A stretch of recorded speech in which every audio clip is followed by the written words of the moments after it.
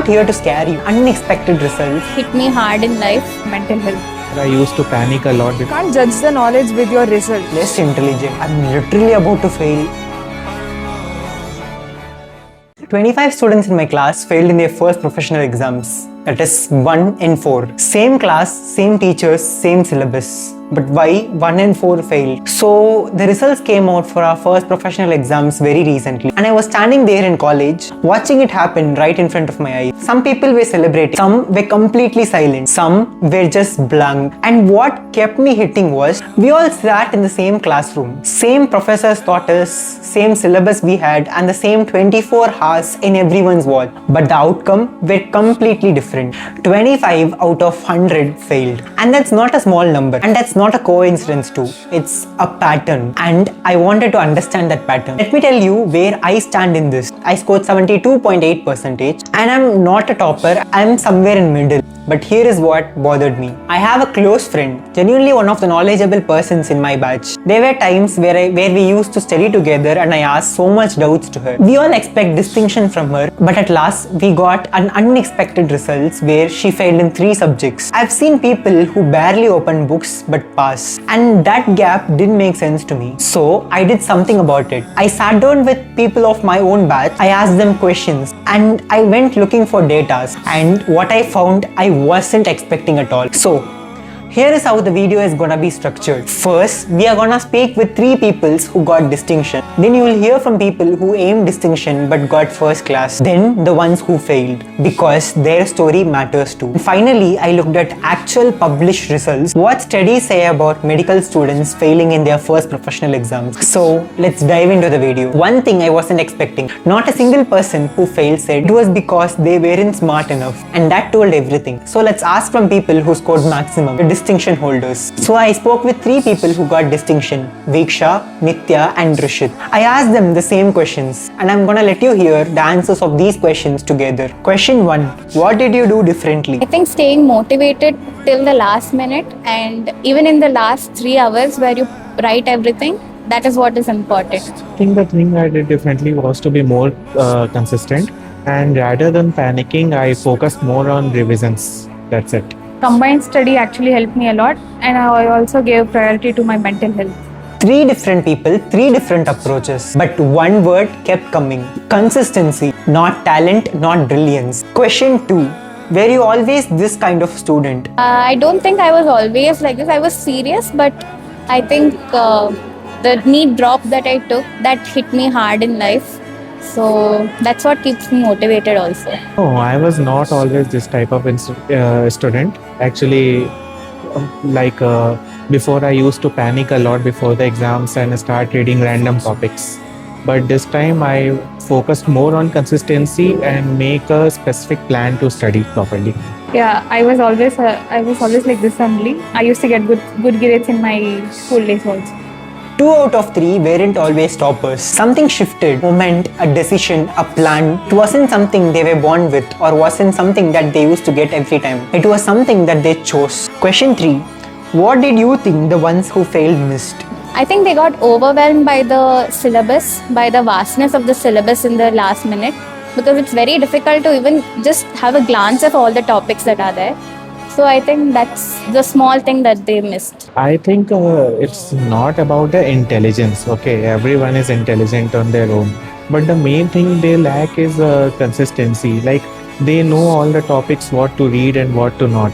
But the thing that they can't follow is the continuous revision and the consistency, which I think make the most of the difference. I think they should have started early, and also during the revision time they should have done some smart work, and presentation wise they should have done well. So connecting with these, start early, revise consistently. Don't get overwhelmed at the end. Nobody said study harder. They said study smarter. And don't wait until it's too late to start. Question 4. Does distinction feel like you expected? No, I wasn't really expecting distinction. I was not very sure of my answer papers lastly, but Yes, I expected my distinction because it's like my hard work paid off, but it also gives me the motivation to study more hard and improve myself. First of all, I did not expect distinction, and no, it did not change anything. Everything is as it is. Interesting, 2 out of 3 people weren't expecting distinction at all. They just did their work and it came. Now moving on with the next category to those persons who aim more but actually got less than what they actually expected. And now this category is personal because I too fit in this category. So me and Indushri, we both aimed distinction and got first class. So I sat with her and asked the same questions I asked myself. How are you processing the gap between what you expected and what came? The only process is that you don't get the knowledge. You can't judge the knowledge with your result. That's what I not convinced. That is the truth. That is the fact. The knowledge cannot be presented through your results. Actually, this hit me because I kept asking myself, did my work wasn't enough? Or maybe the better question is, what do I actually know? And what will I carry forward? Question 2, is effort always proportional to results? Not in this system. No, never. Because they won't even have the proper time to correct or go through what we wrote. And not only that, we can't put our answers whatever we want in what we wrote. That's short span of time. So I don't think it's proportional. And I agree this because here is the thing that the system we're in right now. So the question isn't whether it's fair. The question is, how do you work within it without letting it breaking you? Question 3, what would you tell yourself 6 months ago? I would say, Indu, no matter what, whether you get distinction or not, you have the knowledge, just carry on throughout your life. Mine is simple. Start earlier, plan better, and stop going with the flow. Instead, build the flow. And finally, last category, the ones who failed. I spoke to some people who failed. I didn't want them to be on camera because I really respect them. And I am gonna speak for them. Their story is part of this too. Most of them know they weren't prepared enough. They saw it coming far away, but when it actually happened, they still couldn't accept it. And there is something that nobody talks openly. There is this culture in college where people say, I didn't study at all, I'm literally about to fail. Almost like a badge. Like being unbothered isn't something that we must be proud of. But most of them weren't being honest. Not with others, but with themselves. Most of us are on our phones when we must actually study. Some deleted Instagram for a week and thought that was enough. Some were prepared to fail and when they actually got it, they couldn't accept that. The hardest part, no one is less intelligent. They are not bad students. They didn't take the exam seriously until the syllabus felt like mountain. There was no time left to climb it. I'm not judging them. I understand exactly how it happens because I've been close to that version too. For all these conversations, I went looking for data because I wanted to know if what I was seeing is just in my class or something bigger, and it was much bigger than I actually expected. A 2025 study on medical students found that 59% of the medical students procrastinate study. Procrastinate specifically on exam preparation. More than half. A research paper published in PMC 2022 studied undergraduate medical students specifically, found that the key predictors of academic failure was not intelligence or academic background, were procrastination, poor self-regulation, and cognitive overload from mismanaged preparation. One student in the study said, and I quote, I don't follow any plan. The only plan I follow is the timetable given from my college, but not afterwards. That one line.